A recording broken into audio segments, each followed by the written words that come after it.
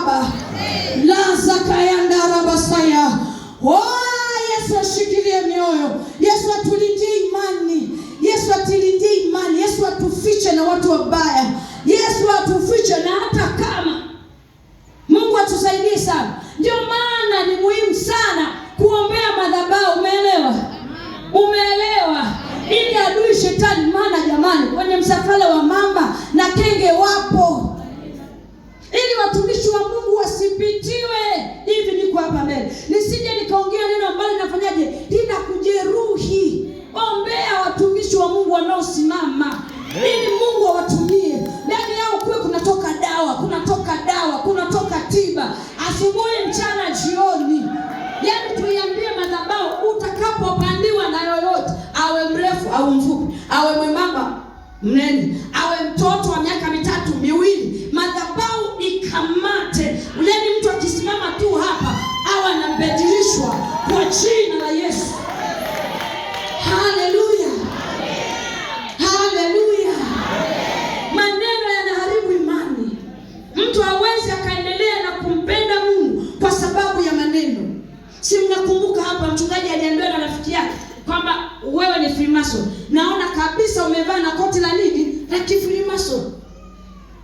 Mpaka mchungaji uje kumwambia kwamba nilikuwa na mtania ni saa ngapi?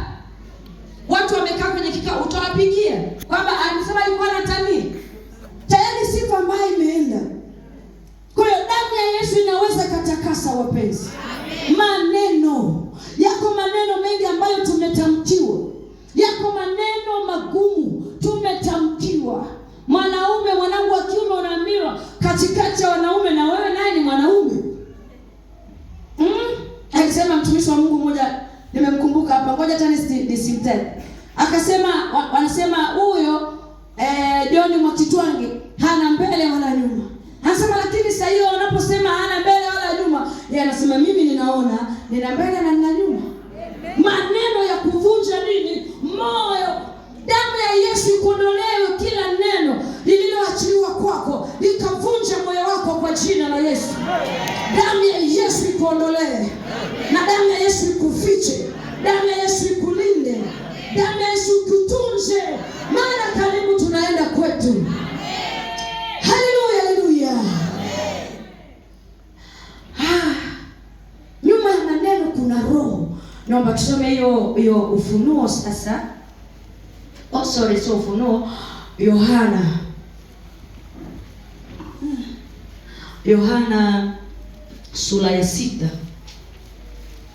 Yohana sura ya 6 mstari wa 63.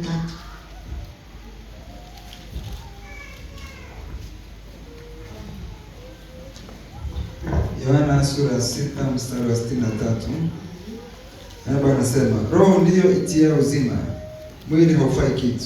Maneno hayo niliyowaambia ni roho tena ni uzima. Rudia tena. Yohana sura ya 6 mstari wa 63. Roho ndiyo itia uzima, mwili haufai kitu. Maneno hayo niliyowaambia ni roho tena ni uzima. Roho ndiyo itiayo uzima, mwili haufai kitu. Maneno hayo niliyowaambia ni roho tena ni uzima. Roho ndiyo itiayo uzima. Maneno hayo niliyowaambia ni nini? Ni roho. Sasa nyuma ya kila neno kuna roho. Nyuma ya kila neno kuna nini? Kuna roho. Yaani natamani kukuambia sasa, sijajua kama nitakuwa sawa na hisi nitakuwa so sawa.